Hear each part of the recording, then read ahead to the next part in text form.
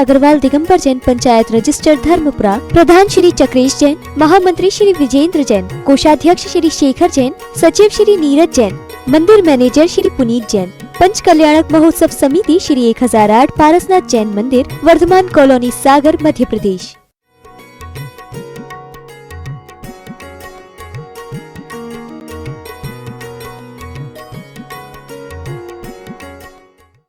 अगर अपने रावण ने मर्यादा का उल्लंघन किया, अपराध किया, उसका दंड भोगा। सीता ने लक्ष्मण रेखा का उल्लंघन किया, क्या हुआ? काश अगर कह के गया था कि इस रेखा से पार मत करना, अगर उसने लक्ष्मण रेखा पार नहीं की होती तो हरण होता सीता का? नहीं होता। क्यों? क्योंकि इधर रावण भी लक्ष्मण रेखा के अंदर नहीं जा सकता था, लेकिन सीता के पास इतना सामर्थ्य था कि वो लक्ष्मण रेखा पार कर सकती थी। और हुआ ये कि उसने लक्ष्मण रेखा पार की, मर्यादा का उल्लंघन किया, अपनी सीमा से बाहर आए। और आज वही बात है दोनों समाज की कि जो जितना अपने आप को मर्यादित अपनी सीमा में रह करके रहता है वह सुरक्षित रहता है, और जो अपनी मर्यादा और सीमा का उल्लंघन करता है, खतरा उसके जीवन में हर पल होता है। आज की मुखमाटी का संदेश यही है कि अगर लक्ष्मण रेखा का उल्लंघन रावण हो या सीता हो, यहाँ तक कि राम भी क्यों ना हो, अगर राम भी अपनी मर्यादा और उस रेखा का उल्लंघन करे तो दंडित करेगा ही, उसको दंडित होगा ही। अर्थ अधिक अर्थ की चाय दाय, ऐसी बहुत ज्यादा कई व्यक्तियों की चाय दाय है। अर्थ की चाय दाय में जो दग्ध हो गया, जल रहा है, अब कब मिलेगा? और अभी थोड़ा और हो जाता, इतना हो गया वो तिल संतुष्ट नहीं है, थोड़ा और हो जाता। एक काम करते, अभी तो 10 करोड़ की संपत्ति है, वो चाह रहे हैं कि अभी थोड़े से 2-4 करोड़ और हो जाते इस साल। वो लगा रहता है, भागता रहता है, दौड़ लगाता रहता है। अब वही अधिक अर्थ की चाय दाय में जो दग्ध हो गया, अर्थ ही प्राण, उसको कौन सा प्राण हो गया? ये प्राण की चिंता नहीं है, घाट होने लगो चाहिए, पैसा कम नहीं होना चाहिए। देखो कई जगह अपन सुनते हैं आदमी अपनी जिंदगी को दांव पर लगा देते हैं, अब जो होगा सो मरेंगे, चाहे ये पार चाहे वो पार, कैसे भी अगर एक बार ये मिल गई, नंबर 2 का काम है, पुरानी अच्छी कमाई है, अगर पकड़े गए तो जेल में, और नहीं तो अपने घर में तो है ही। और वही है अनर्थ की छाया, वो इस प्रकार के अर्थ में इस प्रकार करता रहता है, वह अर्थ ही प्राण। किसको? उसको पैसा ही प्राण हो गया। अपने यहाँ कितने प्राण होते जीव के? सामान्य से पंचेंद्रिय प्राणी की अपेक्षा से 10 प्राण गए हैं। आचार्यों ने पहले लिखा 11वां प्राण अन्नमेव प्राणम। इस शरीर की सुरक्षा किससे होती है? अन्न से। और 12वां प्राण धन्यमेव प्राणम।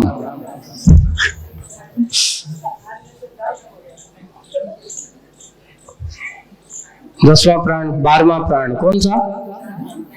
धन्य प्राण। और ये देखते आए दिन देखते हो कि नहीं? बोले हार्ट अटैक आ गया। किसको? क्यों आ गया? बोले उनके घर पे छापा पड़ा, उनकी संपत्ति जब्त हो गई, नंबर 2 की कुछ थी, बोले कि हार्ट अटैक हो गया, चले गए। यानी उस अर्थ में इतने मस्त थे कि थोड़ा कम हुआ तो हार्ट अटैक आ गया, चले गए। संपत्ति घाटा लग गया, चोरी हो गई, डाका पड़ गया। ये इसमें वही है, अर्थ ही प्राण, अर्थ ही त्राण। लोगों ने त्राण का अर्थ रक्षा, सुरक्षा, उसको ही अपनी सुरक्षा का कारण बना लिया। यो जान मानकर अर्थ में ही मुग्ध हो गया, इस अर्थ में ही सब कुछ मुग्ध हो गया। अर्थ नीति में वह विदग्ध नहीं, उससे दूर। आज के समय में अगर चर्चा चल रही हो, देखो गौर करना है, जैसे बैठे हो और कोई अच्छे ग्रंथ की चर्चा चल रही हो तो सुनाओ सो कहते यार आज समय नहीं लग रहा, कट नहीं रहा। और अभी दुकानदारी की चर्चा चालू कर दो, अभी पैसा कमाई को काम चालू है, घंटों कब निकल जाए पता नहीं चलता। दुनियादारी वह उसमें अर्थनीति में वह विदग्ध नहीं है, यानी उससे दूर, उसमें दग्ध हो रहा है, संलग्न हुआ है। जब देखो उसी के बारे में सोचा, ये ऐसा करेंगे, जो इन्वेस्ट यहाँ करो तो इतना लाभ होगा, यानी यहाँ पैसा ऐसा डालो तो इसमें पैसा कमाई होगी। यही खिलाने तो सीए बने, काय खिलाने बने। हमने के अर्थशास्त्री का काम क्या है? लोगों को बताए कि कैसे कमाओ जात है, कैसे पैसा लाया जाता है। सिर्फ इसी काम में लगे हुए हैं बड़े बड़े अर्थशास्त्री। अनर्थ के कार्यों से बचने के लिए नहीं, अर्थ के कार्यों में लगाने के लिए अर्थशास्त्रियों का यही होता है। जीवन का अर्थ उन्हें अनर्थ लगता है अर्थ के सामने। वही बात कही कि जिसने धन्य में प्राणम, अर्थ ही परमार्थ को उन्होंने दृष्टि में नहीं रखा, ऐसा ही सब कुछ है। ऐसा वह मुग्ध हो गया, अर्थ नीति में वह विदग्ध नहीं है। कलिकाल की वैशेषिक छाव में प्राय यह सीखा है इस विश्व ने, वैश्य वृत्ति के परिवेश में वैश्यावृत्ति ही वैयावृत्ति। ऐसा इसकी जैसे कि विषय वासनाओं से ग्रसित हो गया और बार बार जैसे किसी को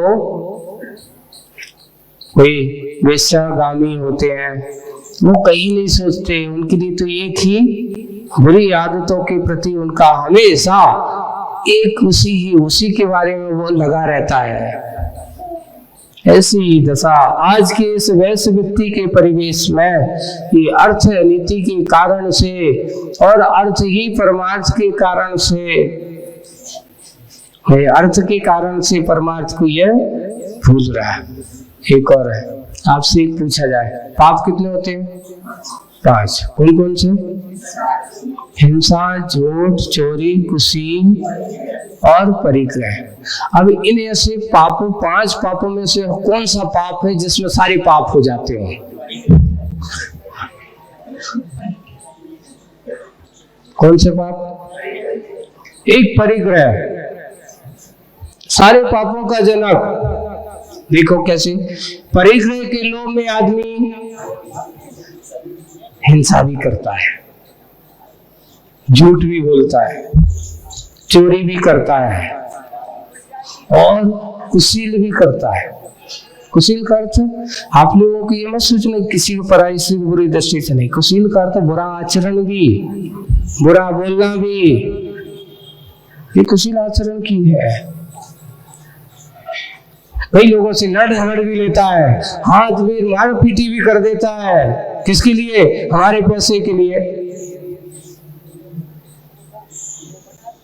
हिंसा भी करने तैयार हो जाता है। कैसे? वो साम दाम दंड भेद। पहले आदमी पैसा मांगता है, साम का अर्थ है धीरे से पुचकार के, है ना? साम दाम दंड भेद कैसा होता है? इसी साम पहले जाएगा, भैया दे दो, वो कह नहीं है तो फिर कहता है साम, फिर बाद में दिखाता है एक काम करो, कितने लेने? इतना ले। एक काम करो, कछु तुम ले लो, कछु हम ले लेते। तो कल लोग दिखाता है, फिर तो उसको बोलते हैं दाम। लोग दिखाए कि भैया जो है एक अपने यहाँ कहते ना कि जितना मिलो सो उतना ही भगे भगे दूध की बाल ही सही है। कछु नहीं मिलो तो क्या मिल गया? जा रहा हो तो जितना मिलो सो उतना ही सही मिलो तो। लेकिन दूसरा पहले साम समझाता है, फिर दाम लोभ दिखाता है, फिर तीसरे चरण पे क्या आ जाता है, दंड है, धमकाता है। अगर तुमने ऐसा नहीं दो तो ये करेंगे। परिग्रह में साम दाम दंड, और फिर बाद में आता है भेद। ये बहुत बड़ा कठिन है। भेद का अर्थ क्या होता है? चाणक्य की नीति इसी का नाम है ना। किसी ने पूछा ये चाणक्य बहुत बुद्धू है, बोले कि क्यों? बुद्धू था कि वो खराब था? बुद्धू नहीं था, वो बहुत होशियार था। बोले कि एक दिन उसने सोचा कि इस कांटे के पेड़ के अस्तित्व मिटाना है, अस्तित्व मिटाना है, तो कैसे मिटाया जाए? बोले इसको मट्ठा पिलाओ, इस पे मट्ठा पिलाओ। क्यों? क्या कर रहे हो? अरे अलग करना तो काटो पीटो अलग कर दो। बोले कि कटने से ये समाप्त होने वाला नहीं है, इसको समाप्त करने का एक ही तरीका है, इसकी जड़ को खत्म करो। और नीचे से जड़ खत्म हो जाएगी, इसका कांटे का ये बीज वृक्ष अपने आप समाप्त। तो ने क्या किया? अच्छा मट्ठा डाला, और मट्ठा जैसे गया तो उसमें जड़ में अच्छी सौंधापन हुआ, और सौंधापन हुआ तो चींटियां आई, और चींटियों ने लग करके सारी चींटियां जब मिल जाए तो खा करके उसके अस्तित्व, उसकी जड़ों को ही, ये कहलाती है चाणक्य नीति, जिसे कहते हैं भेद। आदमी को अब ये जुगाड़ करता है, ये काम करो, इसकी लाने उससे बढ़ाओ, यह सामान्य वालों नहीं है। ये समझने वाला देखो, पहले इसको हमने साम, फिर थोड़ा लोग दिया दाम, फिर थोड़ा सा दंड भी दिखाए, फिर भी नहीं माना। अब चौथा चरण बहुत खतरनाक, चुपचाप। कहने को तो बिल्कुल चुपचाप, हमने तो कच्छू नहीं करो, लेकिन ये बात है जड़ों में मट्ठा डालने को काम तो करोगे। और वो डाल करके जैसे उस कांटे के पेड़ का अस्तित्व मिट गया, ऐसी भेद नीति जो होती है व्यक्ति के अस्तित्व को ही समाप्त कर देती। इसलिए परिग्रह वाला भी ना जाने कितनी भेद नीतियों को अपनाता है, कितने कितने भेदों को अपना करके वह अपनी चाल, अपने दाव दिखाता रहता है। तो इस प्रकार की भैयावत वेद नीति ऐसी होती है, वैसे वृत्ति। और जब तक परिग्रह के प्रति आसक्ति है, वो हर प्रकार की वेश्यावृत्ति भी कर लेता है। परिग्रह के लिए न जाने कैसे कैसे पाप भी कर देता है। सारे पापों का जनक अगर कोई है तो वो कौन है? परिग्रह, चिंता, दुख ही मानो। ऐसा ये कहा गया कि जितनी जितनी परिग्रह की चिंता करोगे, ये तुम्हारे लिए दुखी ही करेगा। आज ये हो रहा है टेंशन, काय का टेंशन? एक दूसरे का टेंशन, अपना टेंशन नहीं होता आदमी को। ये बताओ, जिसको अपनी चिंता होती उसको टेंशन होता? अरे आचार्यों ने लिखा है चिंता करना है तो चिंता किसकी करो? सबसे पहले उत्तम चिंता कौन सी? उत्तमम आत्मचिंता साथ। दूसरी चिंता कही देह चिंता च मध्यमा, अधमा काम चिंता साथ। काम की चिंता सो अधम, पर चिंता च धमाधमा। दूसरों की चिंता करना अधम से भी महा अधम, ऐसा लिखा। आज चिंता नहीं है लोगों की। अपनी चिंता होती ना तो वो कभी किसी ये नहीं सोचता कि अब इसका क्या होगा। ये सबसे महाअधम चिंता है, दुख की चिंता है, दुख के विनाश की कारण है। ऐसा है ये विनाश के कारणों को बनाता हुआ। यही बात आज मुखमाठी में यहाँ पर कहीं आगे और प्रसंग आता है। कुंभ के व्यंग्यात्मक वचनों से राजा का विशाल भाव, जब ये कुंभ ने कहा, अपक को कुंभ ने ऐसा कहा, तो ऐसे कुंभ के व्यंग्यात्मक वचनों से राजा का भाव एक साथ 3 भावों से भावित हुआ। एक भाव से नहीं, कितने भावों से? क्योंकि राजा को वो था रहा 3 भावों से भावित हुआ। लज्जा का अनुरंजन, रोष का प्रसारण, आकुंचन और घटना की यथार्थता के विषय में चिंता मिश्रित चिंतन, ये 3 भाव हो गए। पहला भाव क्या था? लज्जा का अनुरंजन। देखो बिना पूछे घुस गए, हमने कह दी थी रत्न उठवावे की, इतने बड़े राजा होकर के भी रत्न देख करके, दूसरों की चीज देख करके चाहते तो खड़े हो जाते अच्छे दावे के साथ, कहते ये तेरे नहीं है, ये राज्य के हैं, उठाओ। लेकिन उसने चोरी छुपो उठवाए, सोने आंगन में जाकर के उसने उठवाया, तो किसका अनुभव कर रहा है? लज्जा का अनुरंजन। ऐसा नहीं करना था मुझे। और रोष का प्रसारण, उस समय जो ना आक्रोश इस प्रकार का हुआ, आकुंचन, प्रसारण ना होकर के आकुंचन। अब उसे गुस्सा नहीं आ रही, क्योंकि जब व्यक्ति को लज्जा अपनी हो, अपने किए ऊपर घृणा आते लगे, तो उस समय गुस्सा नहीं आती, मन ही मन ग्लानि का अनुभव करता है, आकुंचन हो रहा है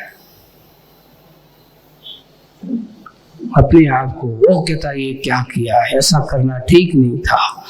और घटना की यथार्थता के विषय में चिंता मिश्र चिंतन कर रहा है।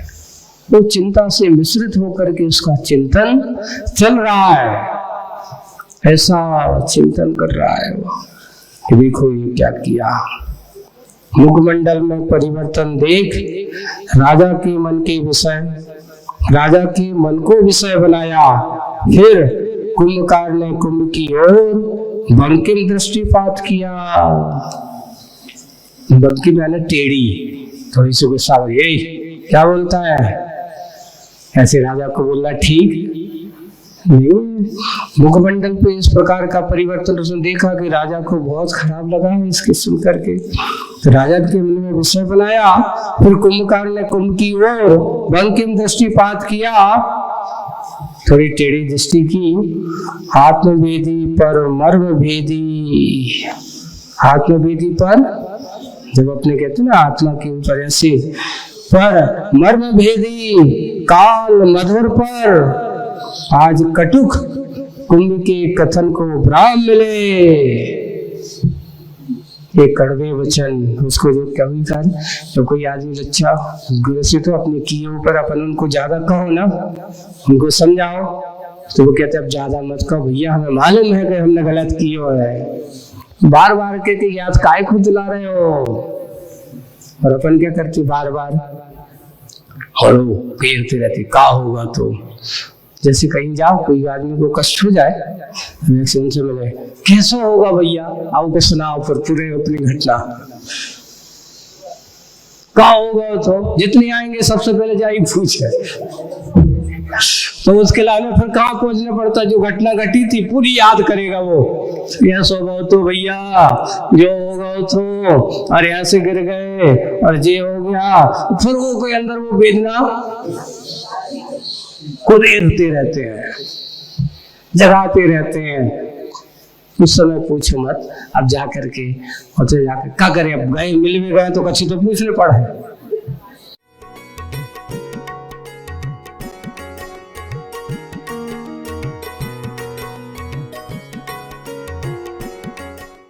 इस कार्यक्रम के पुण्यार्चक थे प्राचीन श्री अग्रवाल दिगंबर जैन पंचायत रजिस्टर धर्मपुरा, प्रधान श्री चक्रेश जैन, महामंत्री श्री विजेंद्र जैन, कोषाध्यक्ष श्री शेखर जैन, सचिव श्री नीरज जैन, मंदिर मैनेजर श्री पुनीत जैन, पंच कल्याणक महोत्सव समिति श्री 1008 पारसनाथ जैन मंदिर, वर्धमान कॉलोनी, सागर, मध्य प्रदेश। कैसे हुआ जैन धर्म की मूर्तियों का उद्भव? कैसे